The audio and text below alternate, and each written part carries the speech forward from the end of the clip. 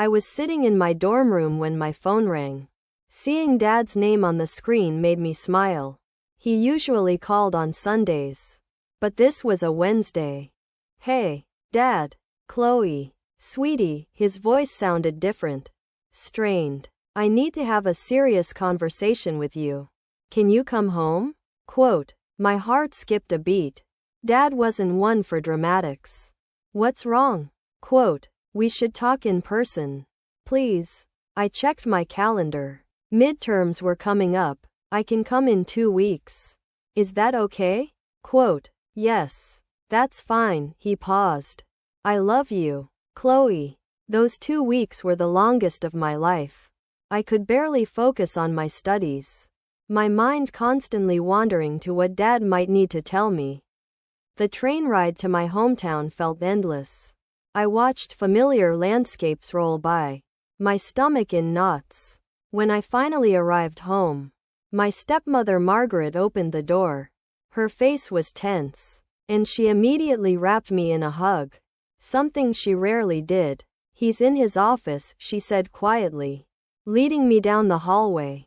The moment I saw Dad, my blood ran cold. He sat behind his massive oak desk, but somehow, he looked small, diminished. His clothes hung loose on his frame, and his face was ashen. "Chloe," he smiled weakly. "Come here, sweetheart." I rushed to hug him, trying not to show how shocked I was by how fragile he felt in my arms.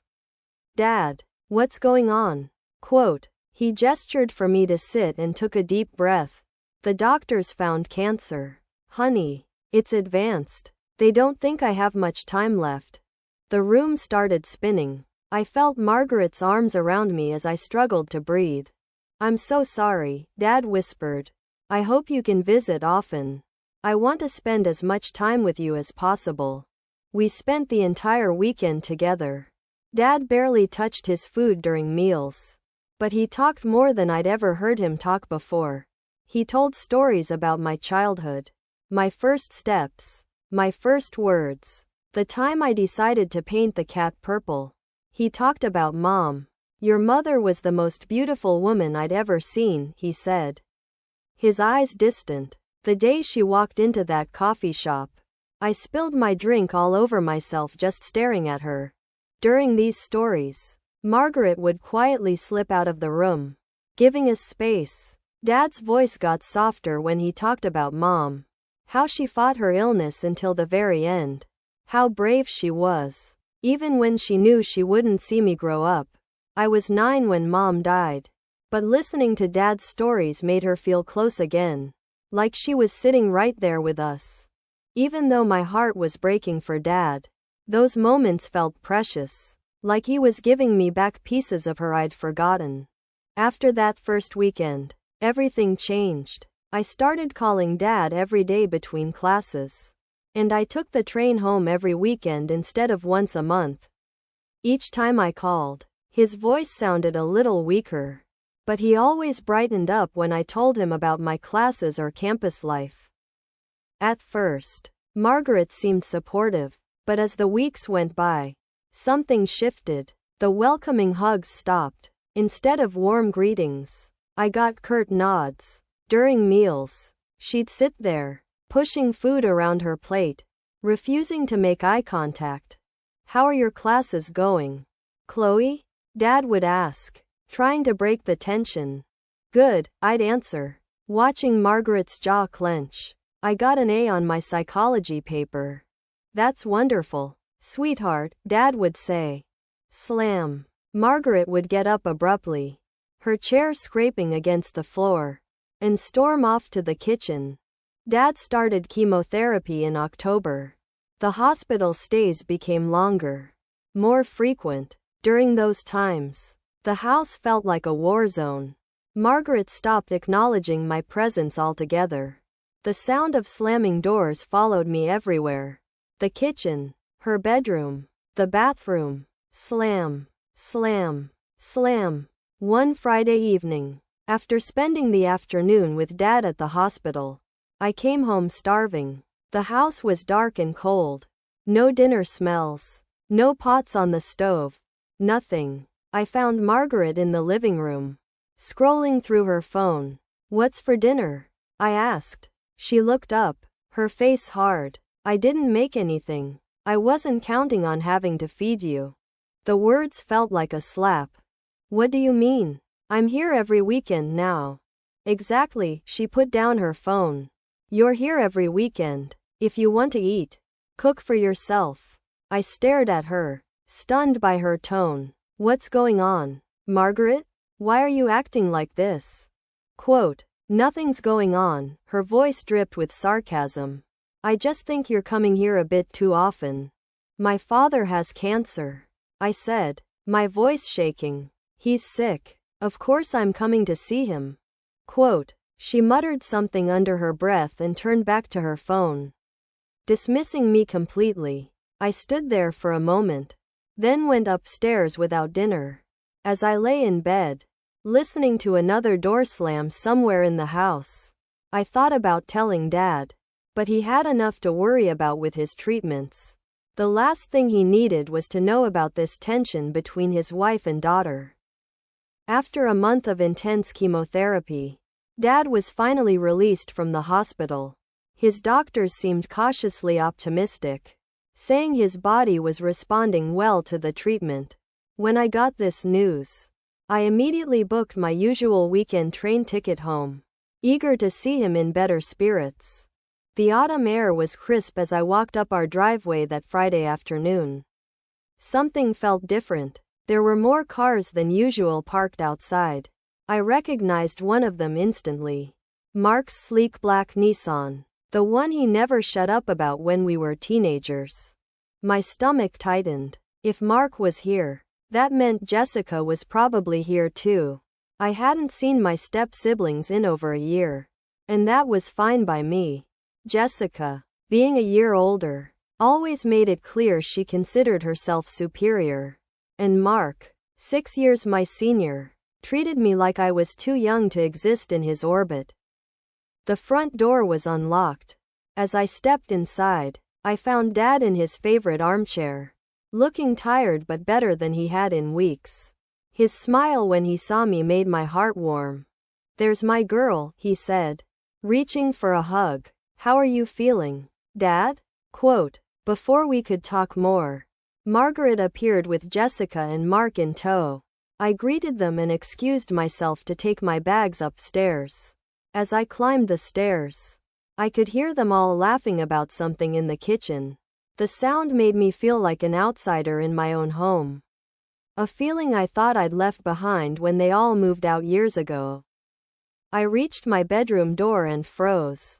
The door was open, and inside was definitely not my room anymore. My vintage movie posters were gone, replaced by Jessica's pretentious art prints. My purple bedspread was nowhere to be seen.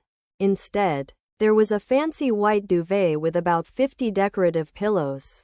Jessica's clothes were hanging in my closet, her makeup scattered across my dresser. I stormed back downstairs, my hands shaking. Margaret, can I talk to you for a minute? Privately? Quote, she followed me into the living room, that artificial smile still plastered on her face. Why is Jessica in my room? I demanded, trying to keep my voice down. Oh, that, she waved her hand dismissively. Well, since they're moving back, it made sense to give Jessica the larger room. You're only here on weekends. After all, that's my room, I said through gritted teeth. It's always been my room. There are 2 perfectly good guest rooms upstairs. Do you really want to upset your father over something so trivial? She whispered, her smile never wavering. He's finally feeling better. Do you want him to have to deal with this drama over a bedroom? Quote, the words hit their mark perfectly. I looked over at Dad, who was chatting happily with Mark about something. He did look better. There was more color in his face than I'd seen in weeks. My shoulders slumped in defeat. Fine. Which guest room can I use? Quote, the small one at the end of the hall, Margaret said sweetly. Jessica's things are in the other one. I bit my tongue and headed upstairs to move my weekend bag to my new room. If you could even call it that. The room was tiny, with barely enough space for a twin bed and a small dresser. The walls were an awful beige color I'd always hated, and the window overlooked the neighbor's brick wall. The next morning, we all gathered for lunch.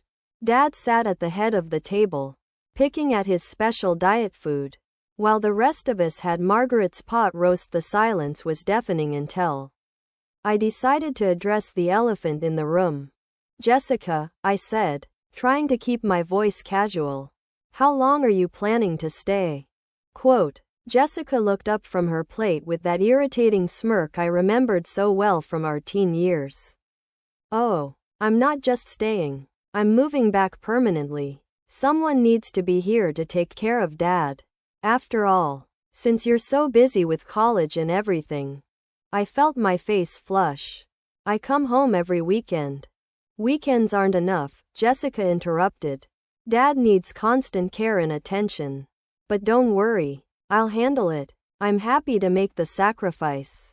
Mark cleared his throat. Yeah, I'm staying too. Got some remote work lined up. Figure the family should stick together during tough times. I glanced at Margaret, who was watching the exchange with undisguised satisfaction. She looked like a cat who had just cornered a mouse. My hands clenched under the table, and I opened my mouth to respond. But then I caught sight of Dad. He was smiling softly, obviously pleased to have everyone around him. The words died in my throat. 2 weeks later, I was sitting in my dorm room working on a paper when my phone rang. It was Aunt Sarah, Dad's sister. Chloe. Honey, her voice was shaking.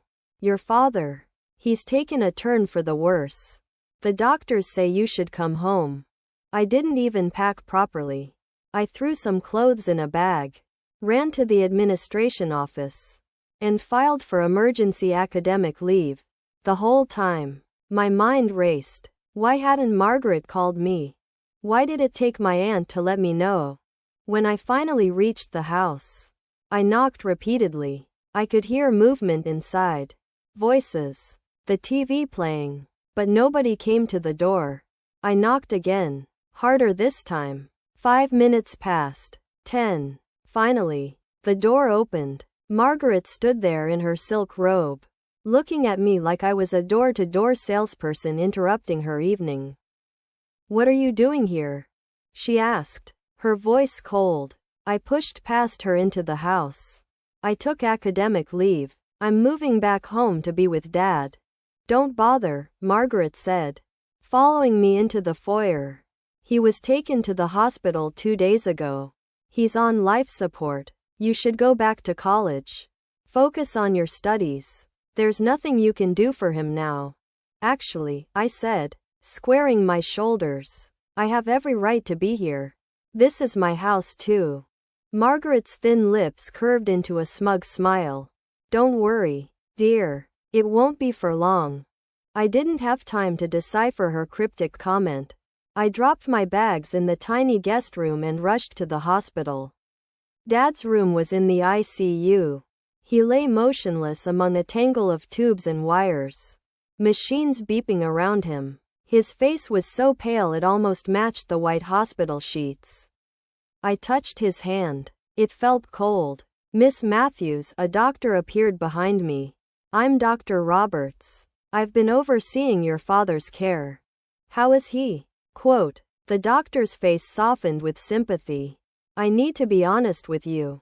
Your father's cancer has spread aggressively. The chemotherapy isn't working anymore. You should prepare yourself for the worst. I stayed until visiting hours ended, talking to Dad even though he couldn't respond. I told him about college, about my friends, about the A I got on my last paper. Anything to fill the terrible silence, broken only by the beeping machines. When I got back to the house, Margaret, Jessica, and Mark were in the living room watching TV. None of them looked up when I walked in. Jessica actually turned up the volume. I stood there for a moment, invisible as always, then headed upstairs. The next few days fell into a miserable pattern. I'd spend all day at the hospital talking to Dad's unconscious form. Then come home to a house full of people who look through me like I was a ghost. They'd have conversations around me like I wasn't there. Eat meals without setting a place for me. Close doors in my face. One afternoon, I came home early because the doctors were running tests. As I walked in, I heard Margaret on the phone in the kitchen. "Yes, I want a complete renovation," she was saying. "New floors throughout. Knock down that wall between the living room and dining room. Completely redo the kitchen." I couldn't believe what I was hearing. "Are you seriously planning home renovations right now?" I interrupted. "While your husband is dying in the hospital?" Quote. Margaret covered the phone's mouthpiece with her hand. "Life goes on, Chloe. We can't all spend our time wallowing. This isn't even your house to renovate." She raised an eyebrow. "Not yet, but it will be soon enough." I stood there staring at her as the full meaning of her words sank in. She thought she was going to inherit the house. She actually believed that when Dad died, everything would be hers. Without another word, I turned and went up to my room. Only when I'd closed the door did I allow myself to smile. She had no idea that this house had never been Dad's to leave to anyone. This had been Mom's house, passed down from her parents. Before she died, she'd made sure it would go to me. The deed was in my name. Had been since I was 9 years old. Dad had only ever been living here, paying the taxes and maintaining the property as my guardian. Margaret had spent 11 years thinking she'd married into a beautiful home that would one day be hers. All her recent behavior, the hostility, moving her kids in, planning renovations, suddenly made perfect sense. She was already acting like she owned the place. I spent that final week at the hospital, watching Dad slip away. The doctor said he couldn't hear me anymore, but I kept talking anyway. He died on a Tuesday at 3:47 a.m. I was holding his hand when it happened. Margaret took over the funeral arrangements immediately, acting like the grieving widow in charge. She barely consulted me about anything. Not the flowers, not the service, not even the obituary. The funeral was exactly what you'd expect from Margaret. Showy and expensive. She'd chosen the biggest funeral home in town, ordered massive flower arrangements, hired a string quartet. She stood at the front, dabbing at her eyes with a monogrammed handkerchief while Jessica and Mark flanked her. All three of them performing grief like it was a stage play. After the last mourners had left and the flowers had been cleared away, Margaret cornered me in the foyer of our house, or what she thought was about to become her house. "Well," she said, her eyes completely dry now, "I think it's time for you to pack your things." Jessica and Mark stood behind her, arms crossed, looking like bouncers at a club. I kept my face neutral. "I think we should wait for the reading of the will." "The will?" Margaret's lip twitched. "That's just a formality. But fine. If you insist on dragging this out." They made the next week hell. They'd slam doors when I walked by, have loud conversations about redecorating their house, leave passive-aggressive notes about my things taking up space. I stayed in my tiny room most of the time, counting down the days until the little reading finally came. Mr. Patterson, Dad's lawyer, came to the house. We all gathered in the living room. Margaret, Jessica, and Mark on the sofa. Me in Mom's old armchair by the window. Mr. Patterson cleared his throat and began. "To my wife, Margaret, and her daughter Jessica, I leave my collection of fine jewelry, including my late wife's diamond earrings." Margaret and Jessica exchanged satisfied smiles. "To Mark, I leave my new Mercedes, latest series." Mark's face lit up. "To my beloved daughter, Chloe, I leave the sum of $100,000. I saw Margaret's smirk widen. Mr. Patterson folded the paper. Margaret waited a beat, then asked with exaggerated innocence, "And the house? Who did my husband leave the house to? Quote, the house isn't mentioned in the will. Mrs. Matthews. Margaret's face reddened. That's impossible. Check again. The will must be invalid if it doesn't mention our primary asset. I couldn't hold back anymore. I cleared my throat. Actually, the house isn't in the will because it was never Dad's to give away. This was my mother's house. She left it to me in her will when I was 9. Dad was just living here as my guardian until I came of age. The silence that followed was deafening. 3 pairs of eyes stared at me in shock. Mr. Patterson gathered his papers awkwardly. I should be going. My condolences again for your loss. He hurried out, leaving me alone with 3 people whose faces were shocked. Margaret gripped the arm of the sofa so hard her knuckles turned white. I always thought, she whispered. I always believed the house belonged to your father. I shrugged, feeling oddly calm. You should have checked instead of assuming. The property records are public. The shock on her face was starting to give way to something uglier. Jessica and Mark exchanged panicked looks, probably realizing their grand plans of living here forever were crumbling. I stood up. I'm giving you 2 weeks to find new accommodations and move out. I'm being generous. Legally, I could make you leave immediately. But I didn't want to cause a scene while Dad was sick. We're not going anywhere. Margaret shrieked suddenly, finding her voice. This is our home. No, it's not. It's my home. My mother's home. You have 2 weeks to figure it out, or I'll have to involve the police.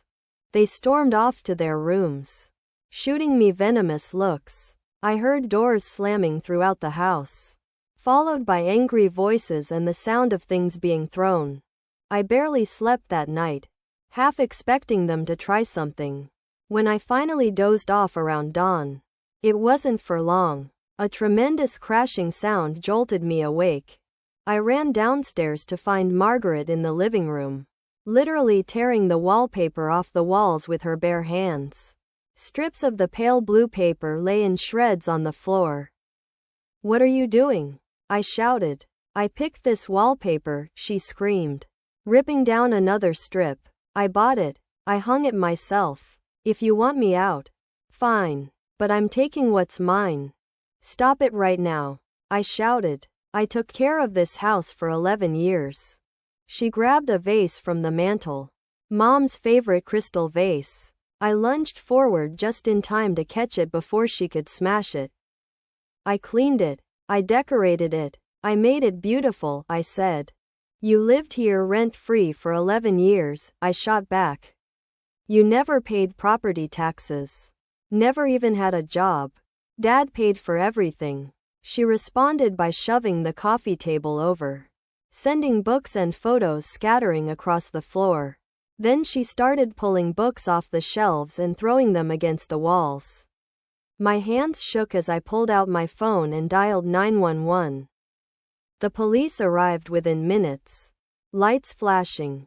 By then, Margaret had moved on to the dining room, where she was pulling down the curtains, rod and all. Jessica and Mark had joined her, cheering her on from the doorway. 2 officers entered, taking in the scene of destruction. Ma'am, one officer said to Margaret, what you're doing constitutes criminal damage to property. If you don't stop immediately, we'll have no choice but to place you under arrest. After the police warning, Margaret finally stopped her rampage. She stood in the middle of the destroyed living room, chest heaving, surrounded by the wreckage of her tantrum. I gathered them all at the dining room table, the only piece of furniture still intact. You're leaving now, I said, my voice steady. Not in 2 weeks. Today. You've shown exactly who you are. And I want you out of my house immediately. You can't just. Jessica started. I can and I will, I cut her off. Pack your things. Take what Dad left you in the will. The jewelry, the car, whatever else. But if you're not out of here by sunset, I'm calling the police again. And this time they won't just give you a warning.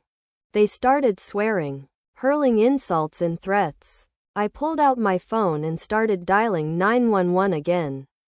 They got the message. The next few hours were filled with the sound of angry footsteps, doors slamming, and muttered curses. Margaret and Jessica stuffed their clothes into suitcases. Mark gathered his things, and they made multiple trips, loading everything into their cars. I followed them around the house, making sure they only took what was rightfully theirs. Margaret tried to sneak out with some of Mom's old silver, but one look at my phone in my hand made her put it back. Mark had already moved his precious inherited Mercedes into the driveway. Jessica and Margaret loaded up their jewelry boxes, casting me venomous looks the whole time. "You'll regret this," Margaret hissed as she walked past me toward the door. "You're just like your mother. Selfish and entitled." I smiled. "Thank you. That's the nicest thing you've ever said to me." The moment their cars disappeared down the street, I called a locksmith. He arrived within the hour and changed every lock in the house. I watched him work, making a mental list of everything that needed to be repaired. Thanks to Margaret's outburst, the living room was a disaster zone. Shredded wallpaper, broken furniture, scattered books, and knick-knacks. The dining room curtains lay in a heap on the floor, the rod bent beyond repair. It would take weeks to fix everything. I called Aunt Sarah, my favorite relative and the only one who'd seen through Margaret from the beginning. "The vultures are gone," I told her when she answered. "Thank God. How bad is the damage?" Quote, "Pretty bad. I need to hire contractors to fix everything. But I have to go back to college." "No more honey," she said. "I'll oversee the repairs. And once it's fixed up, I'm going to rent it out while I finish school. A proper lease with proper tenants. No more freeloaders." After hanging up with Aunt Sarah, I walked through the house one last time. Despite the destruction, it felt lighter somehow, like a shadow had been lifted. I touched the walls, remembering how Mom had loved this place, how she'd wanted to make sure it would always be mine. The next morning, I headed back to college, leaving Aunt Sarah with my keys and insurance information. As the train pulled away from the station, I felt something I hadn't felt since before Dad got sick.